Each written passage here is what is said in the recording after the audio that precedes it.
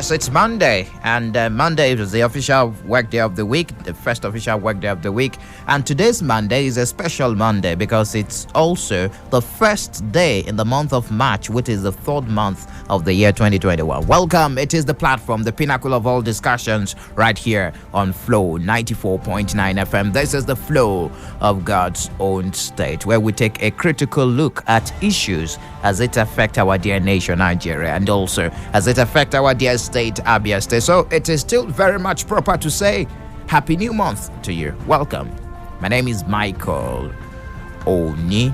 Now, this morning we're continuing our conversation concerning security in Nigeria. We have a lot of issues to tackle, of course, concerning security in the country, Nigeria. Now, what am I talking about? I'm going to be talking about the amnesty for bandits. Is it proper? That's a big question we might be finding answers to this morning. Our guest will be analyzing the pros and the cons of the possible amnesty to bandits and attacks on police stations in Southeast. Of course, I do have my guest waiting already. Let me give you a preamble of what I will be talking about this morning. The Northwest banditry may be regarded as one of the most topical issues in Nigeria's security space at the moment. Just as we have this incessant attack on police stations, police formations across the southeastern part of the country, from Abia to Imo State to Anambra State, even Cross River State is not left out. And this is an issue that calls for attention because of the pattern of attack. On February 19, that was on a Friday, a report claimed that Ahmed Gumi, a reported federal government-backed negotiator, a reported in court for bandits in the Northwest, asked the Nigerian government to give bandits what he termed blanket amnesty as a way of tackling security situation in the area. Anyways, let's delve into the conversation this morning as we have the retired Assistant Inspector General of Police, Donald IROHAM, joining me this morning. Good morning to you, sir. Welcome to the platform on Flow 94.9 FM. Yeah, good morning, Flow FM. Thank you. Thank you very much. You're speaking with Michael on Flow 94.9 FM. Let's quickly go straight with your expertise, your knowledge concerning security. Please, can you help us differentiate between a bandit and a terrorist? Who is a bandit and who is a terrorist? Yeah, thank you very much. We can briefly trace the history of banditry in Nigeria by looking at the development of militancy on the part of herdsmen, cattle rustlers, so to say. These are the main agents of violence in Nigeria. So there's a thin line between banditry and what did you call it again? Terrorism. Yeah, because you see, these people have been terrorizing the entire nation, and then under the guise of herding cattle. We know that one. In Benue State, they were stopped. In Benue State, they came out openly to claim that they were responsible for the killings of innocent people in their farms and so on and so forth, and that they were going to take over their land. So these are the issues. We should not sugarcoat some of these things. Bandits should not have any reason to negotiate with anybody, or call them terrorists, call them bandits. They don't have any right to negotiate with anybody because they are criminals. They should be dealt with as such. Because as you continue to parley with them, as you continue to give them treat them with kids' gloves, their banditry or terrorist tendencies will also be on the increase. So the best way to deal with terrorists is to eliminate them, incarcerate them. You don't negotiate with criminals. So that's my point of view. Now, this demand, amnesty demand, is the latest item reported in peace deals to end banditry in the northwestern part of the country. What do you make of the position of some northern elites who are championing amnesty for bandits? Yeah, well, you see, we must also recognize the fact that some people have their own hidden agenda. Okay. How do you negotiate? How would an elite be responsible for the negotiation with bandits. You don't do that.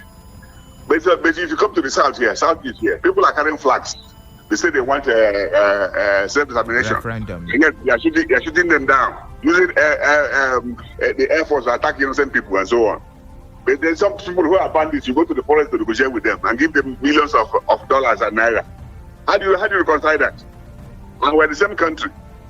What is good for the goose is also good for the gander. If we must have equality in this country, then people should treat them equally. Treat equals as equals, not as unequals. That is my point of view. Okay, retired AIGs. Since the birth of democracy in Nigeria, amnesty deals have become a way of managing seemingly insurmountable non-state armed groups. I remember in 2009, amnesty was extended to warring Niger Delta militants after a period of violence, human and revenue losses, and this helped douse the tension, especially in that region of the country. Don't you think that will also help, looking at the pros of providing amnesty for bandits, especially in the northern part of the country? No, I don't agree with that view, because the Niger Delta militants were not killing innocent people. They were fighting for what they called what do you call it again? They were calling for where they said they wanted to control the economy, something like that. You know, subject resource control. Yes, that was what they said they were fighting for, and they were kidnapping workers in the oil industry, mostly expatriates. You know, to make the demands, to make the demand. This is a different thing entirely. This man said, "Look, this oil is coming from my territory. We need to use the process from oil to develop our area. There's oil spillage, there's degradation of the environment in the Niger Delta. But nobody cared about it. And it's okay for our voices to be heard. Let us carry arms and then kidnap these white people, experts who have been exploiting the resources, not giving resources given to them by nature. That is a different thing entirely. You know, they're not killing innocent people. But these bandits now, when they operate in the north or elsewhere, they will tell you today that they are from Libya or from Mali or from Niger. And yet you are a sovereign nation. You cannot close your borders and stop the infiltration of criminal elements from Libya. You know, so how do you reconcile that? Or of what use, you know, are these so-called bandits? Of what use? Interesting. You know? Let's take a look at it from another angle, retired AIG. The issue of middlemen negotiating on behalf of the government and sometimes on behalf of the bandits and of course some of these terrorists. It's been reported in several tabloids and of course in several quarters. Can't we rely on intelligence from them to get to the root of this matter? Yeah, well, we have NIA, we have the DSS, we have police intelligence, we have all sorts of outfits all over the country. Why would we want to rely on somebody like Sheikh, the one they call Sheikh Gumi? He's a terrorist himself. He's a terrorist. But should be arrested and sent to jail. It seems we are not getting much from these security apparatus that you've listed. We're even getting more from Sheikh Gumi than the federal government apparatus. They should be sacked now. They are not performing because that is their constitutional mandate. If you are employed for a particular purpose and you don't fit that purpose, then you should be sacked. Those who are capable should be brought in. Why will you rely on a religious leader who will negotiate and then even causing more trouble, claiming that the people who are killing bandits are Christians? You know, in the military, that this was reported in the press. You see, instead of solving the problem, they are creating more problems for us. That is the way I look at it. All right. I don't know how you want to rate the federal government in handling some of these security challenges that has divided the country along ethnic line recently. Well, you see, the federal government should be sincere. You know, they should call it spade a spade. If Mr. A is from XYZ state, and you know he's competent, he should be employed. He should be engaged. His service should be engaged to perform. But when you cross that and bring people from a particular ethnic group, a particular religious group, and make them promote them over and above their mental competence, then they can perform. somebody, if you are an officer now, maybe you join the force or enlisted in the service. After about 15 years, your mate is now 5 steps ahead of you. Will you be happy? You will never be happy. And then you say somebody who is not even competent is there in charge. That is the thing of the issues. They know what they are doing, my brother. Do that thing. There must be a hidden agenda somewhere. Okay. And if you come and tell us what this is all about. I want us to bring it back home in the southeastern part of the country. We have a very critical security situation, attack on police formations, divisional police offices, especially it cuts across the different states of the federation. I don't know what will be your immediate reaction to this, and what do you think will be a lasting solution to this unfortunate attack on police stations that we've found ourselves, especially in the southeastern part of the country? Yeah, thank you very much. You see, these attacks are, they're surprise attacks on the police. The police they are being overstretched. I have been in touch with the commissioner of police here, who is doing a very good job. She has been performing excellently well. The issue is that some elements within the system are also not vigilant, because before you can protect other people, you must first of all protect yourself. If I'm a DP of a station, I must ensure that my station is secured before securing other places. Because if your station is not secured, then the elements from the criminal world, underworld, will come and invade their station. The people you are policing will not have confidence in your activities. So that is the issue. So officers should brace up. Make sure that they don't allow anybody who comes near to your station to attack you. Kill them before they get you. That is the rule. Sir, you mentioned that the police force have been overstretched. Don't you think a regional security unit may bridge the gap between the community residents and the formal security agencies like the police force? Yeah, we have. I have been saying this before. I've said already on this issue. The issue of the police is that you cannot have a national force when you are running a so-called federal state. Nigeria is supposed to be a federal state, but we're only federal in name. We are running a unitary system. You cannot in Abuja, from Abuja, be controlling what is happening in Omar here. We should have a regional police force or state police. That will solve the whole problems. You don't bring somebody from Sokoto to make him DPO at Ohon. He doesn't know the terrain, he doesn't speak the language, he doesn't know anything about the culture of the people. That is the problem. Policing is local. So you have to be a local person to police your people. So anything that goes wrong, people will be easily come to you, really, to volunteer information. But this one, people just come and say, I beg, make we now what would they do? Make we just go and they find our way. And then some of them just come for other purposes. They come, some people come because they have criminal intent. They come just to make money. So they don't even pursue the agenda of policing. The federal government should try and make the police decentralized. That is the first thing.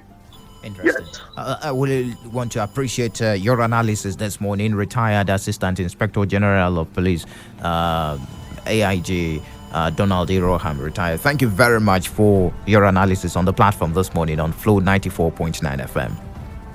Thank you. You're welcome. Do appreciate. All right, you heard him there, the analysis. Of course, amnesty for bandits. That's a big question. The moral burden and the security implications. Of course, you've heard what is happening in the news. If you've been following the news, that negotiation between Sheikh Gumi on behalf of supposedly the bandits, a reported federal government-backed negotiator for the bandits and asking for the government to give blanket amnesty as a way of tackling security situation in the area. Just as we're looking at this incessant attack on police formations, especially in the southeastern part of the country, just last month we reported two police stations overrun by unknown gunmen. That's how it's been reported, because we're yet to even understand those behind these attacks, especially incessant attacks on some of these police stations and of course police formations in the southeast eastern part of the country. It is the platform, the pinnacle of all discussions on Flow 94.9 FM, the flow of God's own state. It's a program that runs every Monday, every Wednesday, and also every Friday, where we take a critical look at issues as it affects our dear nation, Nigeria, and also as it affects our dear state, Abia State. I'm going to move on to the next resource person I will be speaking to this morning on the platform as we're chatting a way forward and, of course, finding a lasting solution to these issues, bedeviling the nation, especially insecurity. Now, with daily news reports in mind, a quick look at the peace deals to manage violence and conflicts suggests that the restored peace in the Niger Delta is fragile. I mean, I made example of the Niger Delta amnesty given to the militants back in the day, with episodes of violence, threats by the aggrieved ex-Niger Delta militants. Also, most conflict experts argue that the amnesty package is unsustainable. Some persons are saying, and the Nigerian army has rehabilitated about 893 ex-Boko Haram fighters since 2019. The insurgency has not ended. So these are some of the issues we're taking a look at, the moral burden, and of course there are still brazen attacks on hard and soft targets. Just last month in Maiduguri, there was a bomb blast, which caused of persons lost their lives and a lot of persons got injured, despite all this soft approach by the federal government. So one will be asking, do you think the way the federal government is managing the security situation, do you think it will be we will get and of course find a lasting solution to some of these issues? Moreover, many terror impacted communities are reluctant to accept rehabilitated insurgents, and of course the hasty peace deals by some northwest state governments have not ended the banditry in the region. So these are some of the issues, and you heard AIG IROHAM there is mentioning that the police force in Nigeria is overstretched, and this has led to the formation of the regional security outfit, especially in the southwestern part of the country, Amotekun, the security framework like Amotekun, regional security unit. And some persons are even still asking, will it bridge the gap between the community residents and the formal securities agencies? Such potential partnerships, will it improve the securitization of rural communities and ungoverned spaces? These are some of the issues we're taking a look at this morning on the platform. It is the pinnacle of all discussions right here on Flow 94.9 FM, the first edition for the month of March 2021. At Flow 94.9 FM, we've got conducive and well-secured environment for business, high-tech video studio, a state-of-the-art production studio. You can also listen live on www.flow949fm.com and watch our videos on YouTube at Flow FM TV. Flow 94.9 FM, not just radio, but a complete broadcasting house. All right, let's continue the conversation this morning. I do have a security analyst and a producer of Crime Fighters and Police and You, a TV program, and a veteran crime reporter joining me this morning, Dr. Mrs. AISHA TOSAN. Good morning to you, Dr. Mrs. Good morning. Thank you for having me. Thank you very much for joining us this morning on the platform on Flow 94.9 FM.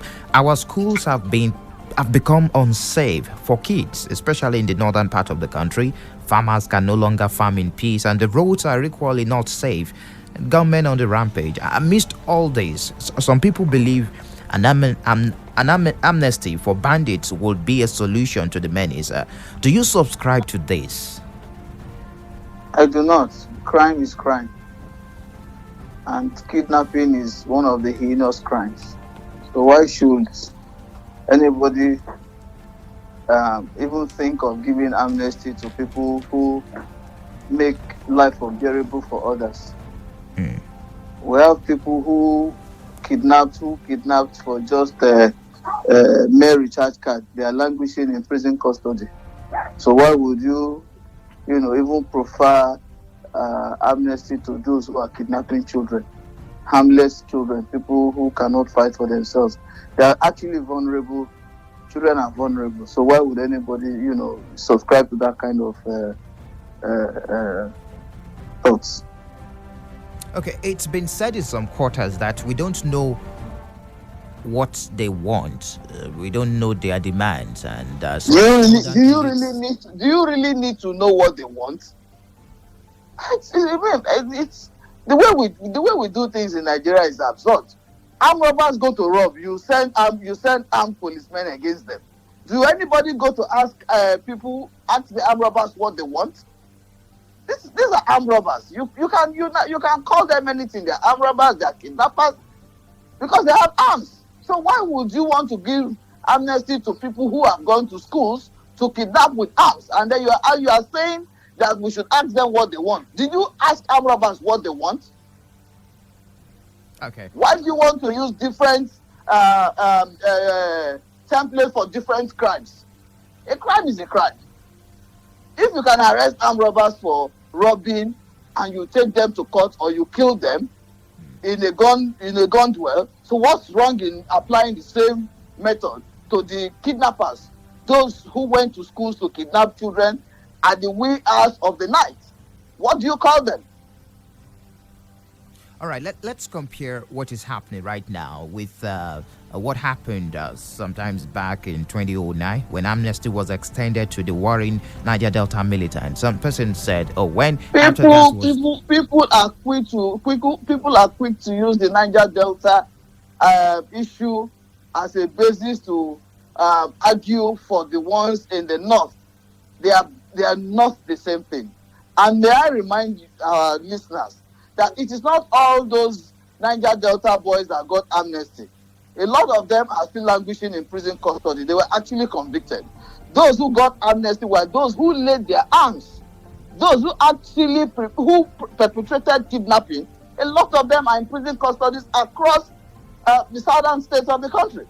So let's not quick to give credence to what happened in Niger Delta in 2009 as to what is happening in the north now. They are not the same thing. They are not the same thing, never the same thing, so we cannot. And those in the Niger Delta actually have reasons for kidnapping. They were agitating, for the degradation of their land. So tell me what these kidnappers are agitating for.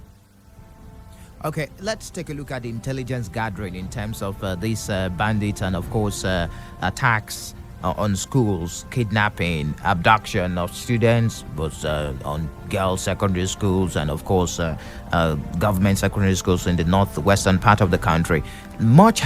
We've not seen much from the federal government's angle through the security agencies. Talking about intelligence gathering, we've seen a federal government, reportedly as federal government-backed negotiator, Sheikh Gumi, even having much to say, to tell the public than even the federal government. Don't you think we have it? I don't. I want to disagree with you. I don't want to toe your line of thoughts that Gumi is negotiating on behalf of federal government. There is nothing to give credence to that.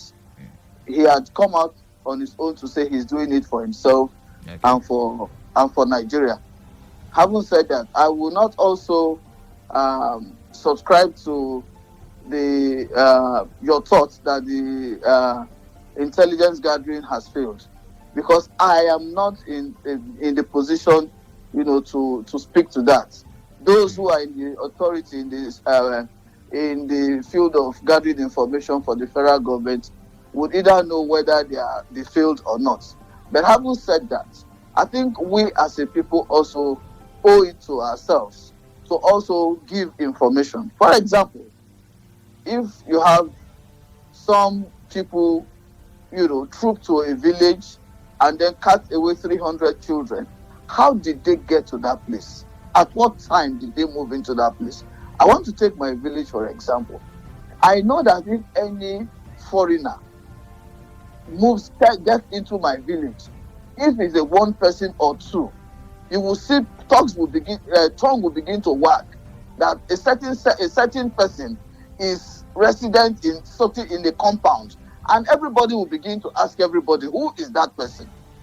Not to talk of mass young men moving into a certain area, and then they allow it just pass without any information, pass to the commissioner of police or pass to the DSS director. So we also owe it to ourselves. When the Minister of Defense said something and our colleagues began to criticize the man, I felt a little bit awkward. What the man said is that you should defend yourself. He didn't actually mean you must carry arms and begin to fight against the insurgents. What he's saying, even if it's a piece of information you have and you quickly just pass, that information to the constituted authority, I'm sure some of these incidences that we have would have been curtailed. And again, we also get carried away. I remember way back, one of the things that actually gave rise to crime fighters is what we are saying today, that we are susceptible to collecting anything. Nigerians can collect money from the devil. You can, maybe 100 naira or 200 naira gifts might even let a neighbor a member of the village give out information about the school. So we all, as a people, must also realize that the responsibility of protecting ourselves is also important as to waiting for the federal government or state government or local government to do it for ourselves. Okay, I want us to move away from these kidnappings and abductions in the northwestern part of the country. We have this peculiar security situation in the southeastern part of the country right now, and many persons are not paying attention to it, and it is growing. A wanton attack on police stations across southeast. Just last month, 2 police stations in Abia State were attacked. Divisional police stations attacked and overrun by unknown gunmen. The same thing happened.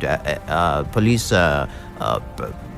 posts in Anambra State, Cross River State, the same thing, and some other states. In Imo State, 2 police stations. It's unfortunate there has been wanton attack. I don't know, what do you make the security implications of these attacks on police stations across the southeastern part of the country? It is not just across southeast, across the country. And may I say they are not unknown gunmen. They are criminals. We should shame them. We should call it what it is. And it's as a result of total breakdown of land order in the country. Otherwise, why would somebody be emboldened, to attack a police station? These are reprisal attacks. They feel that when they neutralize the police, presence, they will be able to go into villages, town, and shops to unleash terror on the innocent Nigerians.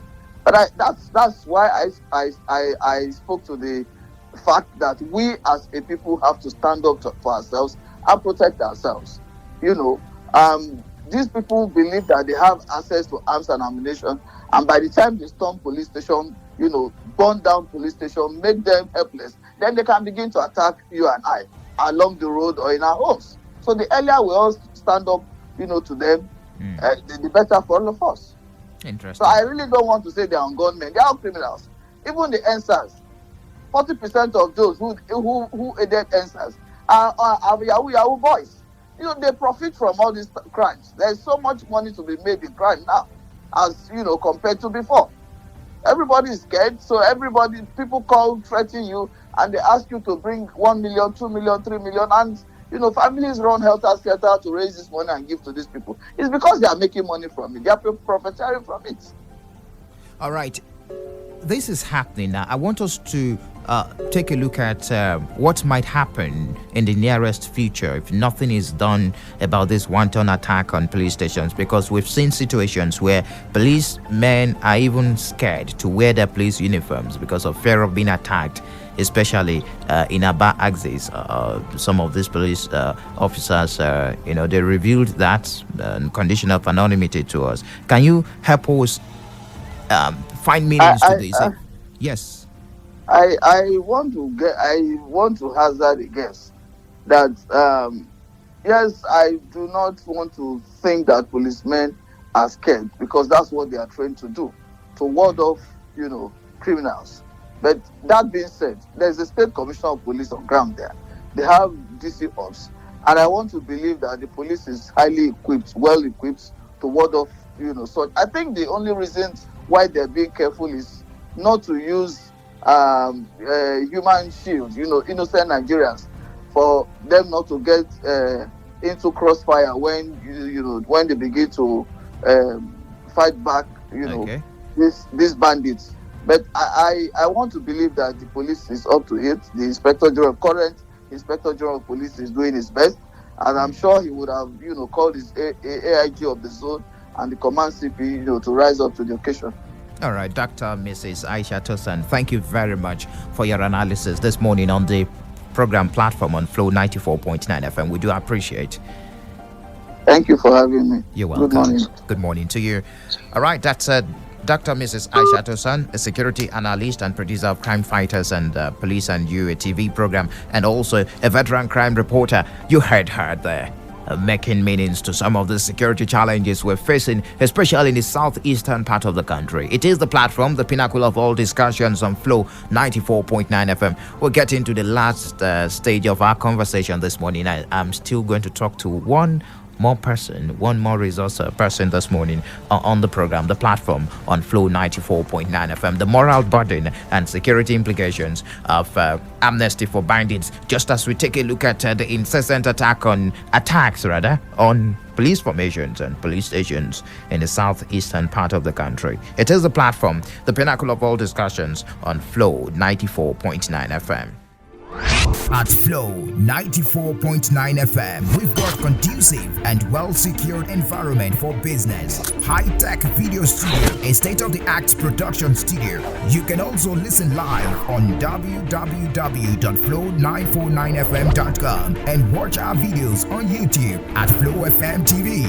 Flow 94.9 FM, not just radio, but a complete broadcasting house. Well, let me throw the lines open. I will get across to Chief later on this morning. My lines are very much open right now. 0808 182 6949 or 0811 605 2949. You can also drop messages on 0906 510 8289. Hello, good morning to you. Welcome to the platform on Flow 94.9 FM. Good morning to you. Please, can you move away from your radio set so that we can have a smooth connection? I'm not on my radio. All right, thank you very much. Hello, good morning, Michael. Good morning to you. Yes, happy New Month, my brother. Thank you very much, and same to you. Thank you. I remember Mr. Princewell from here, no more natural. All right, Mr. Princewell. Mike, I thank the two personnel, the two source personnel that have spoken to us. They really spoke my mind. I think in addition to what they have spoken, the problem of insecurity in Nigeria lies with the federal government. Most importantly, the presidency. Okay. The police, like you were trying to ask her, relating what happened in the north to the incidents we have on burning of police in the south. That's one in most of the countries, most importantly in the southeast. My brother, it lies with the federal government too. Because how can you tell me that a police station being gathered by being armed and with some arms and ammunition, with arsenals of weapons, somebody will attack them and go free. My brother, it tells you it is a slide. It's a slide to the police itself. It is a slide to the security in Nigeria. So police, it is a slide to you people. Then finally, quickly, you can't equate what happens in the Niger Delta before with what is going on now. The federal government has answer to answer what is going on now. That's your take. Thank you. I really need to take Chief Rafibu now. Chief, good morning to you. Yes, happy new month. Thank you very much, Chief. Happy new month to you. It's been a while. You're welcome, Chief is a regular analyst on our program, The Platform. Good morning to you. Now, Chief, let's quickly go straight to the conversation this morning. Sheikh Gumi, that's a regular name, a recurring name in different tabloids, and some northern groups are of the opinion that Niger Delta militants got amnesty for their agitation. So it's a case of what is good for the goose is also good for the gander. And today we have bandits, and amnesty is the question. For morality's sake, should we follow this path? Well, you have defined it clearly. A question of what I will call equalizer or evening up. That shouldn't be the policy. The policy should be to address issues for what they are. Clearly, you didn't say militancy or some people making freedom agitation in one form or the other. You are outright. We are dealing. Even the government is dealing with something that is clear. The government, in the controversy over what should be properly termed, is it terrorism, is it banditry, whichever one of them you use, is criminal in nature. It's criminal. Okay. So as you are talking now, you and I and the vast majority of Nigerians cannot say clearly, we can lay on our hands on what the objectives are.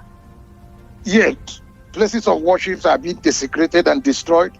Then, the most important thing in any human society, which is human lives, are being destroyed on an hourly basis the way it is. So, you must look at issues for what, if it is banditry, then it must be treated with the right surgical operation that it requires.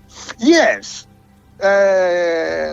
amnesty like Gumi and so forth are propagating is a way of solving problems, but it should be within a context. Like I said, what is in a name? When you see the Americans and the British fighting some other parts of the world and saying we must differentiate between terrorists, we must be insurgents, we must differentiate between freedom fighters, we must differentiate between civil rights protests and so on, it's for them to be able to apply the right remedy. Now, if they say, I had a governor say banditry is not a criminal, very illogical and extremely contradictory in terms. If you are a bandit, harassing people with guns, you come out from the bush once in a while, you abduct people and you run into the bush, and it's extremely very criminal. You're not fighting for anything. Nothing should push you to that extent, not even longer. You mentioned something now, Chief. You said issue of objectives. We don't know. Don't you think this is when negotiations should come in so that we can have an idea of what the problem is and what? So if you want to say solutions, I can help you. You're right. Whether banditry, whether even terrorism, whether insurgency, there is nothing that says you can't dialogue. But the end point must not be amnesty, and you must dialogue, like somebody said, from a favorable balance of power. It should even be very amazing. I don't want to say traumatizing, extremely very amazing. I don't know whether in the negative sense of it that an individual, a clergyman, can, in two occasions, Zamfara and the case of Niger State, identify where terrorists are. And yet our planes, very modern planes, from which we spend dollars, millions of dollars, in foreign exchange for a nation begging for money. An individual, a clergyman, I had an ex-army officer, can identify in two states where they are. And yet the whole of our intelligence community, the whole of our security apparatus, beginning from the military, then to the police, to the DSS, we have the other one, is it DMI, something like the director of international or something intelligence. We cannot find these people. It should look really very amazing. So what am I saying? The negotiations are good, but it must be given the nature, contextualize this struggle, where people undertake criminal acts for any reason. It could be political, it could be religious, it could be self-serving, whatever it is. Any government must operate from a position of a bigger strength. That is why. See why government is government. Only government has legitimization of arms, of force. So you must use it to an extent that people say, yes, we're about disseminating them, but we want to complete this. And then we talk. Now, you said government should operate from a position of bigger strength. We've seen some soft approach by the government, which does not necessarily, I believe, mean a position of weakness, because some hardworking Nigerian youths are angry that there is a new vocabulary into this: repentant Boko Haram, repentant bandits. They are also angry that armed bandits are being considered for some pardons. Don't you think soft approach like this can also help to douse the tension, douse the security situation in the country? Now, let's take Ghana, for instance. What is happening here is not totally an isolated case. I don't know the reasons, but let's say it happened in northern Ghana. And the Ghanaian government says it doesn't matter who they are. Once you catch them, deal with them summarily. Well, given that we're in a democracy, I may not subscribe to dealing with them. But imagine a situation where those in Kagara who harassed who took away some boys, or I hope boys or girls, school students, and you took them away, and you say you surrounded them, and you're able to talk, and after talking 2 days after, you say we have them. Look at the reasons they gave. Then if it's like that, the whole nation, then at a point we say, okay, it's good to negotiate. That will make sense. If you say you want to negotiate today, given the context, I repeat, the context of what we're having, where will you start? Who is their leader? What do they want? Now, Gumi was telling us that those who went back to Zamfara the second time, after they have done amnesty, belong to a different faction from those he met. So who is leading who? What is the objective? Because if you're negotiating as a government, which is good, in the case of the Niger Delta, they went in and they said, we want resource control, that. But the faces were clear. Ateke Tom, Asare Dokubo, maybe 2 others, Tom Polo. You can say, okay, come, gentlemen. We know you're fighting for your region. Let's talk with the elders of this in addition to you. But it shouldn't be substituted for a national policy all the time. Where you see clear criminality, it should be handled. Okay. Should be handled. Chief, let's talk about the presidency here, the body language of the presidency. Some persons are of the opinion that the presidency has been categorically unclear or not straightforward on this subject matter. What do you make of this, the body language of the presidency? In fact, I see an attitude of conspiratorial passivity, if you ask me clearly. I have given you the example of Ghana. Ghana shot people straight away by the government, and everything, the sector remained quiet. The bloody uprising remained quiet. But here you can see that even in terms of arrest, you come to a community as strange as Abia, where you say you have a headers terrorists, and then it's a strange land. And they can harass and still get into the bush and get away. Then something is wrong. Or you see a situation where people commit crimes, and then they say, they are inviting the traditional rulers to come to Abuja to explain what happened, just because there were resistance. So, but if I want to help, let's not talk down. I am not impressed with the method of handling. It's a serious issue, and comment must be seen. I have always advocated that let's make it an all-party affair. The government has refused. Yes, he has recently taken to asking its officials to go around. Go around to talk to who? Now you go around to talk to traditional rulers, go around to then you leave out the political class. Some of these things happening are products of political maneuvering caused by the politicians themselves. So I have always advocated that we require an all-party summit. Let the politicians talk to themselves. And for the first time, I agree that they will give Nigeria, our nation, peace. Then from there, they proceed. If it continues, you make it a national emergency situation. Bring in the people, galvanize the people as if we were in a war situation.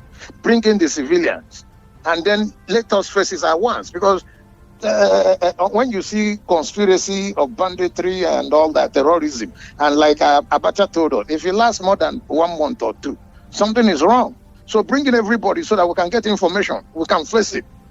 Bring in the governors, bring in the people. Let's make it a national emergency. And then I have always said, those they catch, what do they say?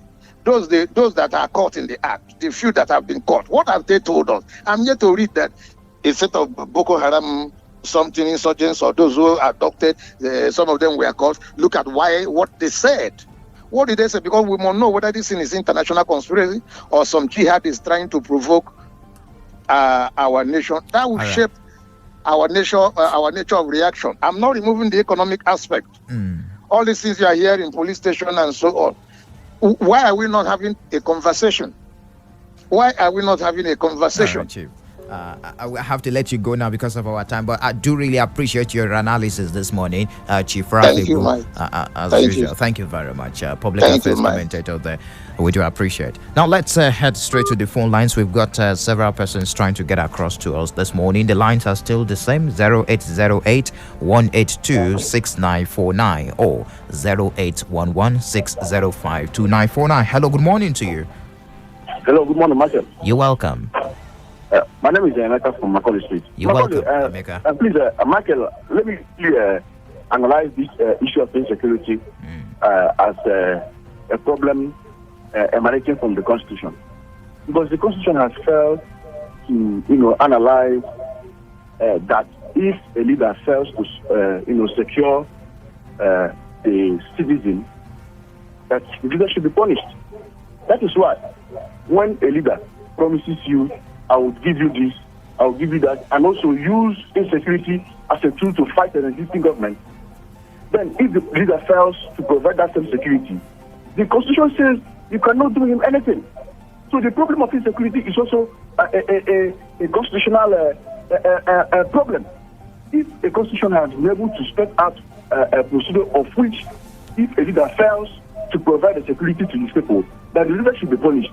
I think most of our leaders today must have taken the issue of security as paramount. That is what is our problem today. All right. Constitutional issue. Thank you. Thank you very much for your contribution. Hello, good morning to you. Welcome to the platform.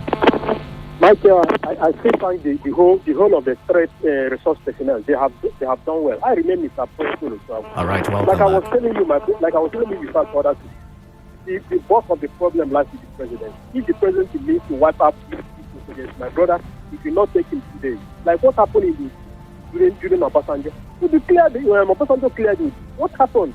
I think the unrest stopped. What stopped the president from even giving a solution to this problem? He is the cause of it.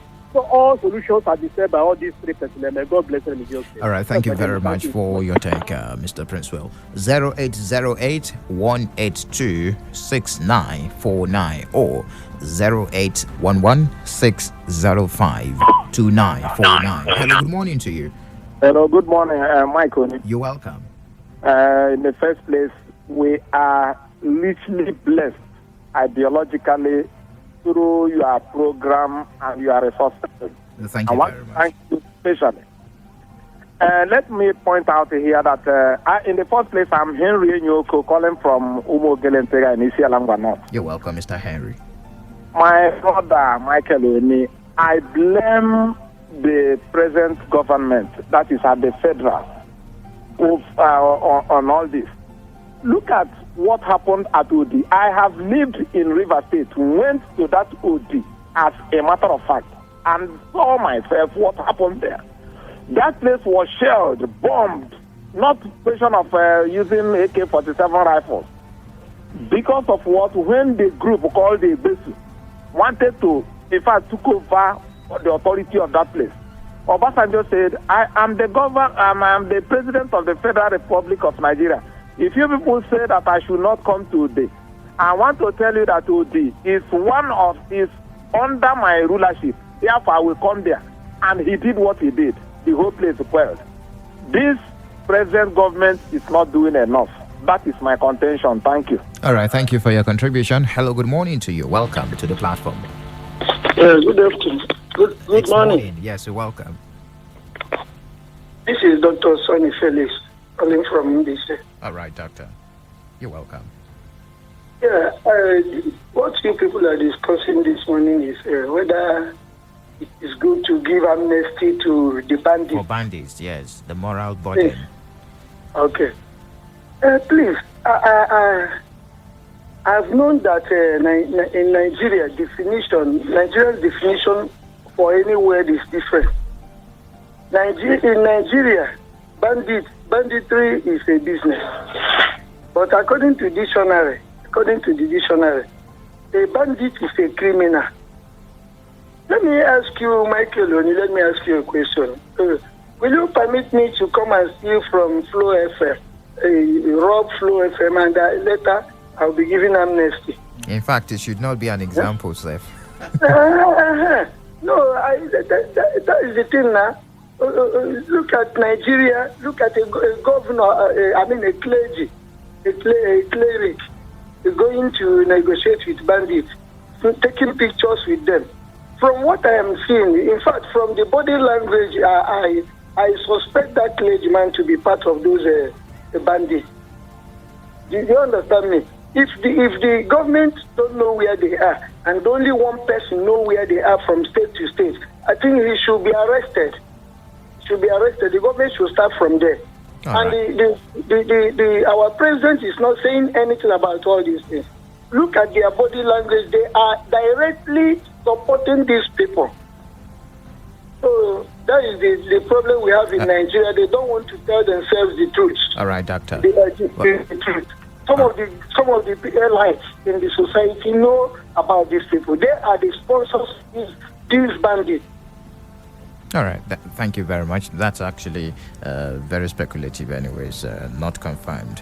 Thank you very much for being part of the program today. The conversation continues on our social media platforms, Flow 949 FM, on our Facebook page. And of course, you can catch the visuals of what happened in the studio today live, especially those that we spoke to this morning. We do appreciate, and also the video will be on our YouTube page later today. And many thanks to the guest today on the program, from retired AIG Donald IROHAM to Dr. AISHA, Dr. Mrs. AISHA TOSAN, and of course Chief Rafi. We do appreciate. And also, we will be back on Wednesday. Many thanks to my producer, who has been in the studio seated beside me, Samson Eze, and also the guys behind the visuals on our Facebook page, Solomon and Stanley. My name is Michael Oni. Once again, happy new month to you.